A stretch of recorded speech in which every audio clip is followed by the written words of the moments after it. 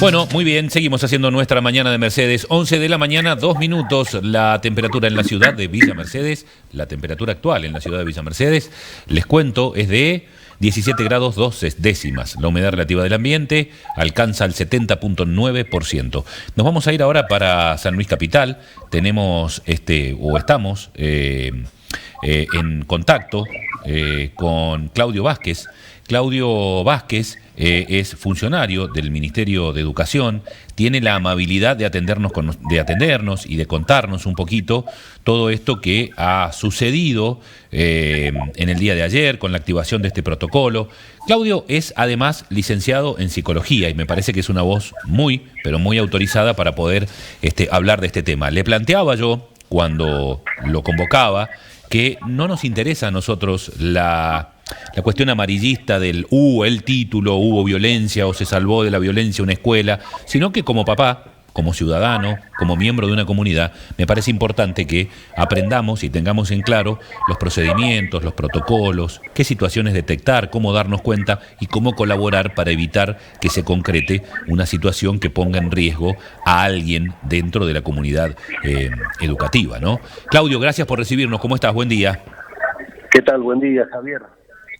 Bueno, buen día también para toda la audiencia, un gusto poder hablar con ustedes. Muchísimas gracias y muchas gracias por atendernos y por el compromiso. Bueno, un poco lo que te planteaba, ¿no? Yo le contaba a nuestra audiencia que ayer, mediante el análisis de una red social, alguien detectó una situación, hizo un llamado al 911, se activaron protocolos, inmediatamente empieza a trabajar el Ministerio de Educación, el Ministerio de Seguridad, el Ministerio de Salud, la Fiscalía, y se pone en marcha todo un andamiaje para contener una situación que podría llegar a ser complicada, ¿no? Tal cual. Bien. Tal cual, bien. tal como lo decís. Bien, bien. ¿Cómo funciona esto y cómo se llega a la puesta en marcha de estos protocolos? Contame. Bueno, hay diferentes protocolos. Uno es el que se activa a nivel nacional, que fue el que pasó en este caso, a raíz de esta alerta que se recibe a través del Ministerio de Seguridad de la Nación, por este barrido que ellos hacen de las redes sociales a nivel nacional. Uh-huh. Se activa el protocolo específico dentro de la provincia por el aviso que da Nación y a partir de allí se aplican los protocolos específicos de cada uno de los organismos, tanto de educación como de salud, para intentar dar algún tipo de solución a esta situación que se viene planteando. No obstante ello, nosotros venimos trabajando ya desde el comienzo de la gestión, allá por diciembre del 2023, en la elaboración de una serie de protocolos. Nosotros en el Ministerio de Educación tenemos una guía, que es la Guía Única Integral de Abordaje Rápido para la Salud Escolar, que en una sigla quiere decir guiarse. Esta guía es de carácter obligatoria, su aplicación en todas las instituciones educativas, porque está aprobada por un decreto, que es el 1983 del año 2025. La hicimos en el 2024, la modificamos en el 2025 y ese es el decreto que está vigente en este momento y que contiene 72 protocolos hasta este momento, y las vamos trabajando año a año en la medida que vamos necesitando abordar distintas situaciones que no están contenidas en esta guía.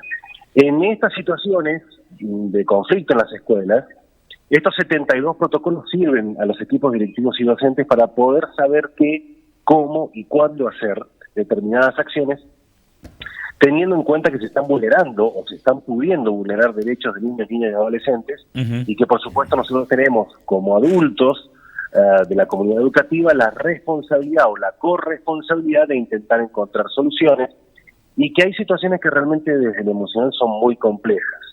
Para que los equipos directivos, docentes y no docentes no pasen por situaciones realmente que son dramáticas muchas veces y se bloqueen emocionalmente sin saber qué hacer, es que elaboramos estos protocolos que dicen exactamente y punto por punto cómo llevar adelante las acciones dependiendo de las situaciones, sean claro, del ámbito escolar, del ámbito extraescolar o también los protocolos de evacuación, ¿no?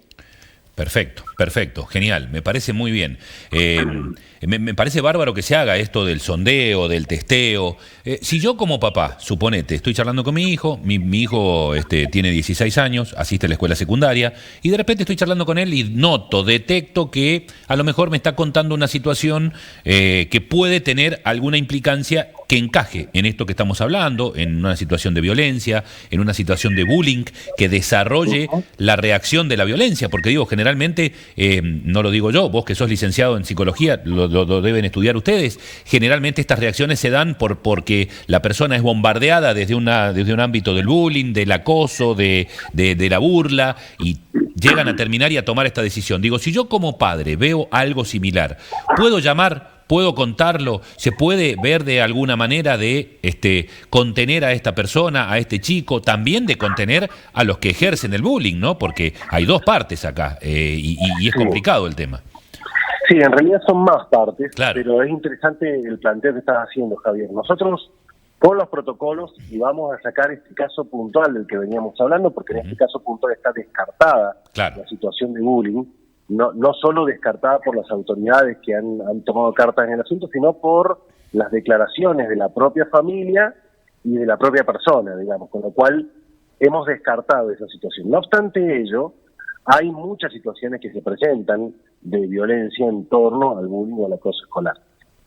Nosotros siempre decimos que nuestros protocolos son abiertos al público en general. Claro. Están colgados en el sitio web del Ministerio de Educación y tienen libre acceso tanto los equipos directivos, docentes, no docentes, como aquellos papás o aquellos alumnos que quieran saber cuáles son los protocolos que están disponibles en las instituciones educativas, porque muchas veces nos sirven de control de que se estén llevando adelante las acciones institucionales que corresponden.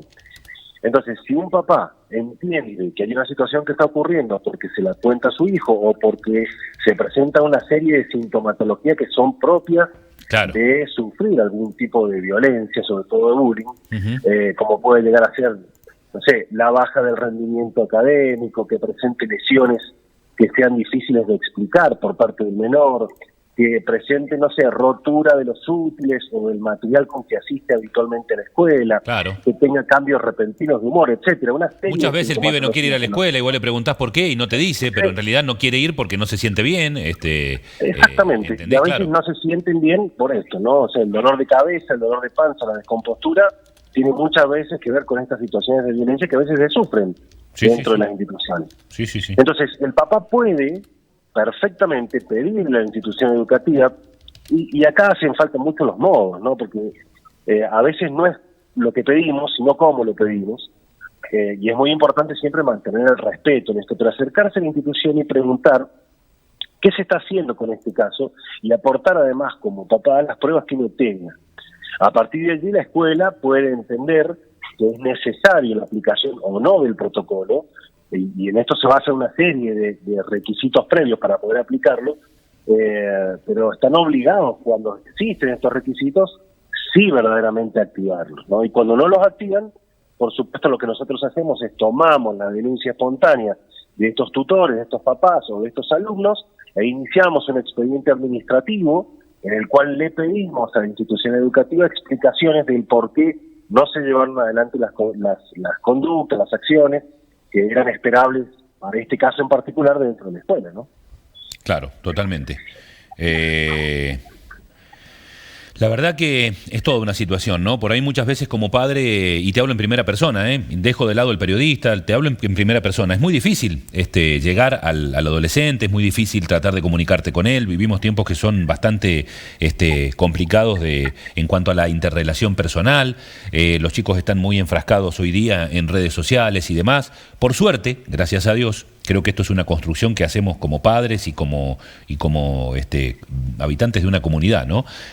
Yo tengo muy buen diálogo con mis dos hijos y esto te permite tener un panorama de las cuestiones. Me permiten seguirlos en redes sociales, nos seguimos en redes sociales, sigo a muchos de sus compañeros que interactúan, que vienen a mi casa, que comparten con mis hijos, y esto es muy bueno porque nos permite tener un panorama, y me parece muy bueno que podamos darle a la gente, Claudio, una herramienta como la que vos estás diciendo, para que nosotros como padres podamos descargar esa duda que puede existir, ya a partir de la duda que puede llegar a existir, para evitar que pueda llegar a una situación como esta, pero también para evitar el sufrimiento de un pibe que puede estar sometido, inmerso en una situación de bullying, que lamentablemente hoy día forma parte de la vida y tenemos que aprender a convivir con ello, ¿no? Bueno, yo parto de otro lugar, digamos. Yo creo que nosotros tenemos que tratar de no acostumbrarnos a la violencia. No, nunca es bueno acostumbrarse es difícil, a eso. Sí, entendemos entiendo. Que estábamos en una sociedad violenta en donde se normalizan muchas de esas costumbres, ¿no? Sí. Yo creo que es fundamental, y también me corro un poco del rol de psicólogo, ¿no? De funcionario del ministerio. Digo, como papá también, yo tengo 4 hijos adolescentes. Claro. Y es realmente tal como lo explicás vos, Javier, digamos, es muy difícil a veces llegar a ellos. Hay adolescentes que son más abiertos, Sí. hay adolescentes que son más cerrados con las cosas, pero qué importante es que como papás logremos tener un vínculo cercano con ellos, de cercanía, de escucha, de límites. Digamos, la función paterna en este caso es poder poner a nuestros hijos límites porque los necesitan, porque el límite es amor, y ellos necesitan de esos límites. Obviamente que la adolescencia va a hacer que intenten romperlos, cruzarlos a esos límites, pero también como adultos uno tiene que ir orientándolo en las acciones del por qué no está tan bueno la ruptura de ciertos límites. Y acompañarlos en esta subcultura que se genera a través de las redes sociales, en donde, bueno, lamentablemente tienen acceso irrestricto a un montón de material que, bueno, hace 30 años atrás era absolutamente imposible acceder, ¿no? Hoy los chicos tienen muchísimo acceso.